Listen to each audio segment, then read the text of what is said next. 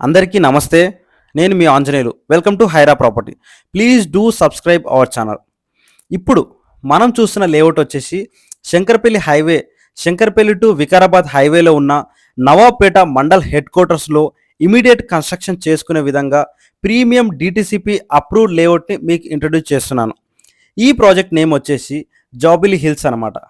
ఈ లేఅవుట్ని డెవలప్ చేస్తున్న డెవలపర్ వచ్చేసి శ్రావ్య ప్రాజెక్ట్స్ వారు. ఈ ప్రాజెక్ట్ హైలైట్స్ ఏంటో చూద్దాం.